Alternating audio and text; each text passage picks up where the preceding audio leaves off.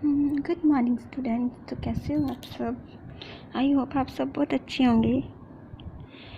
तो आज का हमारा टॉपिक नंबर 15 रहेगा, जिसका नाम है अलंकार। हाँ जी, शुरू करती है। अर्थ: अलंकार शब्द अलम एवं कार के योग से बना है, जिसका अर्थ है आभूषण या विभूषित करने वाला। जिन उपकरणों या शैलियों से काव्यों की सुंदरता बढ़ाई जाती है, उन्हें ही अलंकार कहा जाता है। ठीक है जी। अलंकार क्या होते हैं? जो कि काव्यों की सुंदरता बढ़ाते हैं, उसे अलंकार कहते हैं। ये दो शब्दों से मिलकर बना है, अलम और कार, जिसका अर्थ है आभूषण या विभूषित करने वाला। ठीक है। ये दो प्रकार के होते हैं, शब्दालंकार, अर्थालंकार।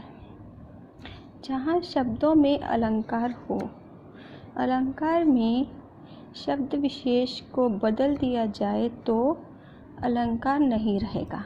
अगर हम शब्दों को ही बदल दें तो वे अलंकार नहीं माना जाएगा। इसके अंतर्गत कौन से आते हैं? अनुप्रास, यमक, वक्कृत, श्लेष आदि अलंकार आते हैं। ठीक है। तो सबसे पहले हम शब्दालंकार के विषय में पढ़ेंगे। सबसे पहले है अनुप्रास अलंकार। इस अलंकार में किसी व्यंजन वर्ण की आवृत्ति होती है। आवृत्ति का अर्थ है दोहराना, मतलब एक व्यंजन वर्ण जो बार बार आता है, तो उसे अनुप्रास अलंकार कहते हैं। जैसे तरण, तनुजा, तट, तमाल, तरवर, बहुछाय। यहाँ पे क्या है? त त त त त त की आवृत्ति बार बार हो रही है, तो हमें यहाँ से अंदाज़ा लगा लेना चाहिए कि ये कौन सा अलंकार है? अनुप्रास अलंकार। एक और उदाहरण देखिए। चारू चंद्र की चंचल किरणें खेल रही है जलथल में। तो यहाँ पे च च च च की आवृत्ति बार बार हो रही है, तो यहाँ भी अनुप्रास अलंकार है। तो आगे देखिए यमक अलंकार। जिस काव्य में समान शब्द के अलग अलग अर्थों की आवृत्ति हो, मतलब शब्द सेम हो लेकिन उनके अर्थ अलग अलग हो, वहाँ यमक अलंकार होता है। यानी जहाँ एक ही शब्द जितनी बार आए उतने ही अलग अर्थ होते हैं। ठीक है।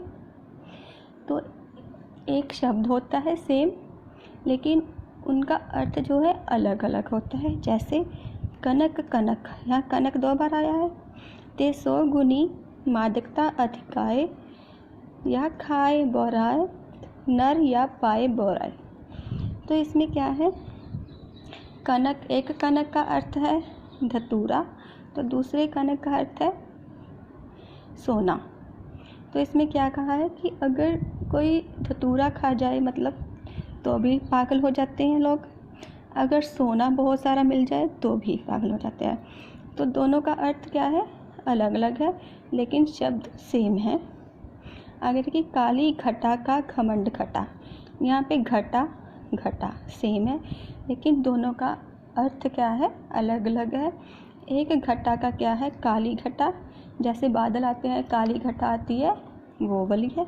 का घमंड घटा, मतलब घमंड क्या है? कम हो गया। यहाँ पे घटा काली घटा वाला, बादलों की, घटा मतलब कम हो गया। ठीक है जी। तो यहाँ पे क्या है? शब्द एक है लेकिन अर्थ अलग अलग है। तो नेक्स्ट है श्लेष अलंकार। श्लेष का अर्थ है चिपकना, मतलब चिपका हुआ। श्लेष का मतलब है चिपका हुआ। जिस शब्द में एकाधिक अर्थ हो उसे श्लिष्ट शब्द कहते हैं, अर्थात श्लेष अलंकार कहते हैं।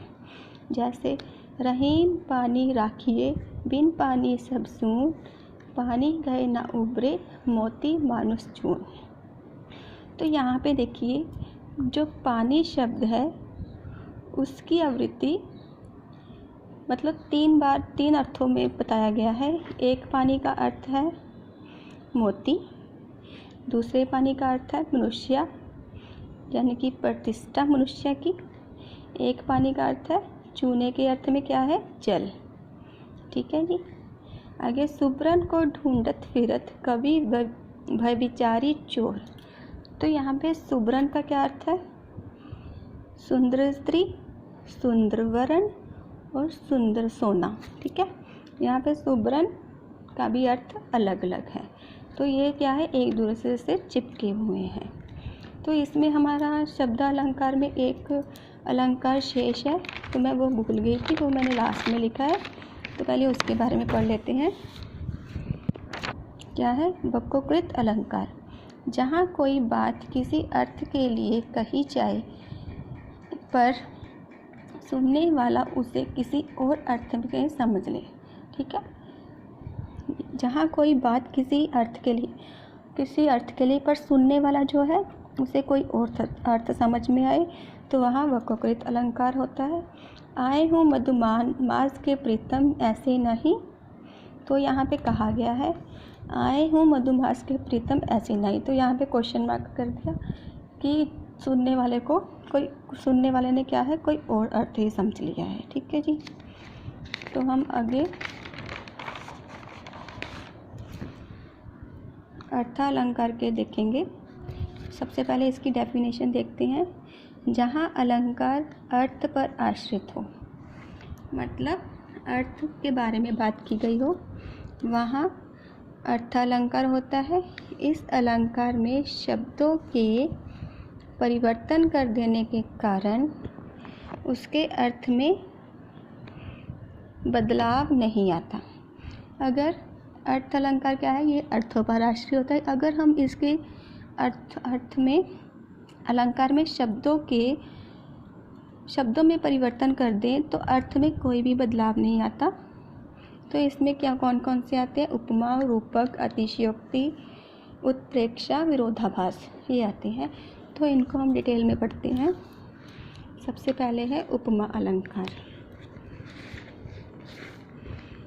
उप का अर्थ है समीप से या, और मा का अर्थ है तोलना या देखना। ठीक है, जब दो भिन्न वस्तुओं में समान धर्म के कारण समानता दिखाई जाती है तो वहाँ उपमा अलंकार होता है। ठीक है, उप का अर्थ क्या है? समीप से, और मा का क्या है? तोलना या फिर देखना। कहते हैं जब दो भिन्न अलग अलग वस्तुओं में समान धर्म के कारण समानता दिखाई देती है तो वहाँ पे उपमा अलंकार होता है।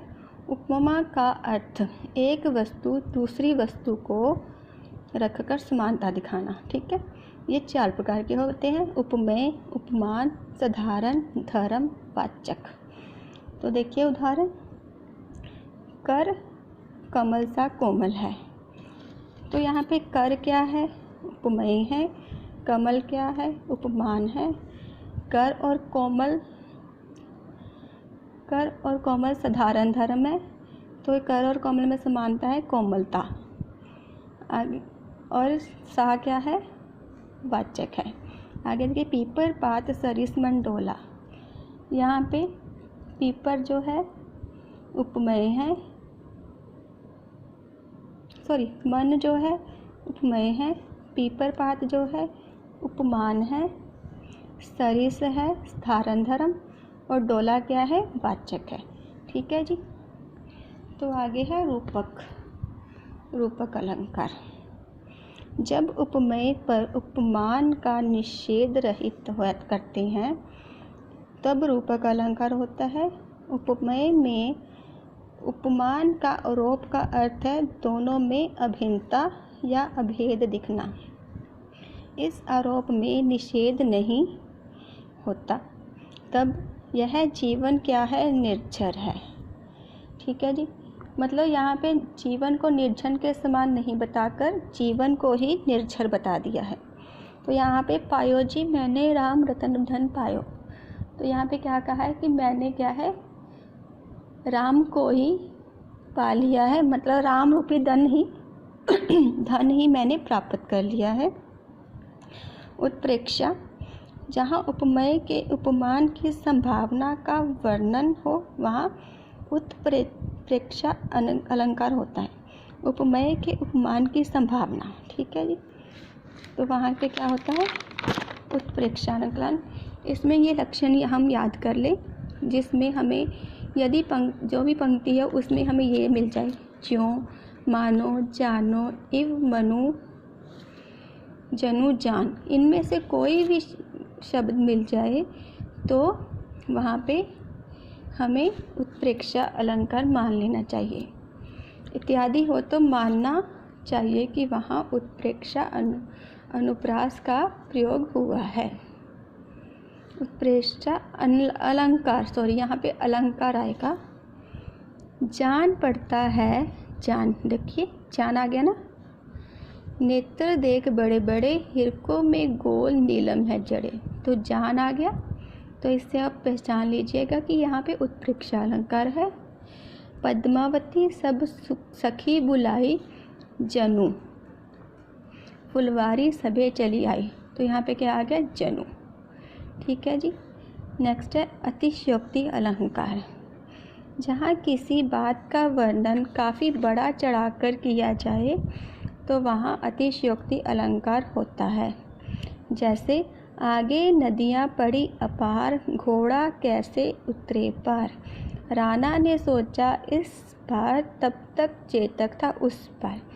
तो यहाँ पे क्या है कि देखिए घोड़े को कितना बड़ा चढ़ा कर बोल दिया कि नदी तो बहुत बड़ी है, लेकिन उसने राणा ने अभी सोचा ही था कि घोड़ा कैसे उस पार जाएगा, लेकिन जो चेतक, मतलब घोड़े का नाम है चेतक, वो उस पार पहुंच भी गया। तो यहाँ पे घोड़े की स्फूर्ति बताई गई है कि कितना तेज घोड़ा भागा और वहाँ से नदी पार कर ली। हनुमान की पूंछ में लग ना पाई आग, लंका सगरी जल गई, गए निशाचर भाग। यहाँ भी क्या है, हनुमान जो है उनकी पूंछ में आग नहीं लगी, फिर भी सारी लंका जल गई और जो है निशाचर थे, भूत प्रेत सारे भाग गए। अब लास्ट रह गया विरोधाभास अलंकार।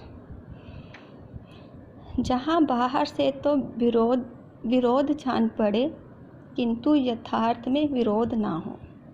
ठीक है जी। मतलब देखने में तो लगे कि विरोध कर रहे हैं, परंतु उसमें विरोध ना हो। जब से है आँख लगी, तब से ना आँख लगी। मतलब क्या कहा है कि जब से मेरी आँख लगी है, तब से मेरी आँख नहीं लगी। ठीक है। तो इसमें विरोध तो किया जा रहा है, परंतु विरोध का कोई आभास नहीं हो रहा। यहाँ अथाह पानी रखता है, यह सूखा सा गात्र। मतलब सूखा सा एक गात्र है, इसमें इतना सारा पानी कैसे रखा गया। पानी भी रख दिया, फिर भी विरोध किया कि ये तो सूखा सा है, फिर भी इतना पानी कैसे आया। ओके जी। तो ये सारे क्या है, अलंकार के प्रकार हैं। ये अलंकार दो प्रकार के होते हैं, शब्दालंकार, अर्थालंकार। शब्दालंकार में अनुप्रास, यमक, श्लेष और वक्रोक्ति आते हैं, और अर्थालंकार में उपमा, रूपक, उत्प्रेक्षा, अतिशयोक्ति, विरोधाभास। तो ये सब हमारे मास्टर कैडर हिंदी के लिए बहुत ही ज़्यादा ज़रूरी है। तो आप सब इसका रिवाइज अच्छे से करिएगा। Okay, thank you, bye bye.